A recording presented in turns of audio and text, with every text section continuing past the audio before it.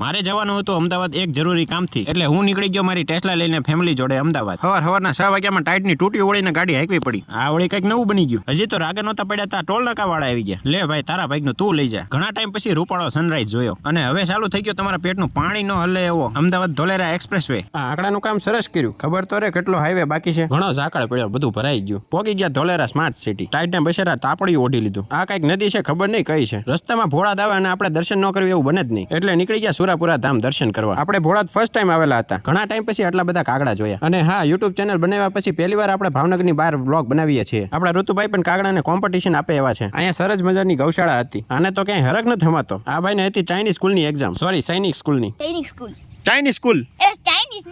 સૈનિક. ચાલો તો ફટાફટ કરી લઈએ દર્શન, પછી થઈ અમદાવાદ ભેગા. આ છે હોલ. ફાઇનલી પહોંચી ગયા દાદાનું સાનિધ્ય ભોળાદ ભાલ. હાલો બધા ગોઠવાઈ જાવ એટલે પાડી દો 2 કિલોનો મોટો જબરો ફોટો. અહીંયા તો બ્લેક એન્ડ વ્હાઈટ 2 કબૂતર હતા. લઈ લીધું શ્રીફળ અને પ્રસાદી, કરી લીધા દર્શન. અહીંયા મસ્ત મજાની હોડી પડી હતી, તેમાં લખ્યું હતું વીર તેજાજી. એક સાઈડ શ્રી દાદા અને બીજી સાઈડ શ્રી સુરાપુરા ધામ લખ્યું હતું. અંદર જવા નહોતા દેતા એટલે બહારથી દર્શન કરી લીધા. વહેલી સવારના નીકળ્યા હતા એટલે લાગી હતી ભૂખ, અને પ્રસાદીમાં હતા ફાફડિયા, ગાંઠિયા અને ચા, એટલે બીજું કઈ ઘટે જ નહીં. પ્રસાદીથી મસ્ત પેટ ભરાઈ ગયું. દાદાની પ્રસાદી લીધા બાદ હવે આપણી ટેસ્લા સીધી અમદાવાદ જ ઊભી રહેશે. ફાંકા મારતો હાલને હવે મોડું થાય. ફરી આપણી જર્ની ચાલુ થઈ ગઈ. અહીંયા તો લાગડ બધા ચોખાસ કરતા લાગે. હજી તો અમદાવાદ પહોંચ્યા નથી ત્યાં બીજું ટોલ નાખું આવી ગયું. સારું કર્યું ચાલુ નહોતું, બચી ગયા. સરસ વ્યૂ છે, સરસ એક્સપ્રેસ વે હતો. ક્યારે પૂરો થઈ ગયો ખબર જ ન રહી. મુલાકાત બદલ આભાર. કાંઈ વાંધો નહીં, હમણાં પાછા આવીએ છીએ. રસ્તાના નજારા લેતા લેતા આપણે કરી લીધી અમદાવાદમાં એન્ટ્રી. કોઈને કહેતા નહીં આ વખતે પુષ્પાભાઈ મેઇન રોડ થી લાકડા લઈને જાય છે. કોઈને ખબર હોય તો કેજો આખા અમદાવાદમાં ફોર વ્હીલ માટે ફ્રી ટોલ નાકા કેમ છે. હજી તો મંજિલ આવી નથી ત્યાં ગાડી તરસી થઈ ગઈ. શ્વાસ લીધા વગર કેવું ઘટાવીને પીવે છે. આ જન્મમાં બુલેટ ટ્રેનનું કામ પૂરું થાય તો હારો. જાતી જિંદગીએ બેઠતા તો જાવી. સારું છે અમદાવાદમાં ફોર વ્હીલ માટે ટોલ નાકા ફ્રી છે, નકર ભરી ભરીને થાકી જાય. આ છે મેટ્રોનો ટ્રેક. ઘરે જતા પહેલા મેટ્રોનો એક્સપિરિયન્સ કરતો જવો પડશે. જય વીરુની ગાડી તો અમદાવાદમાં રખડતી લાગે. પહોંચી ગયા આપણે આપણી મંજિલે. અમદાવાદમાં હજી આપણે ફ્લાવર શો જોવાનો છે, તો આપણી યુટ્યુબ ચેનલને સબસ્ક્રાઇબ ને ઇન્સ્ટાગ્રામને ફોલો કરતા જજો. લિંક બાયોમાં આપેલી છે.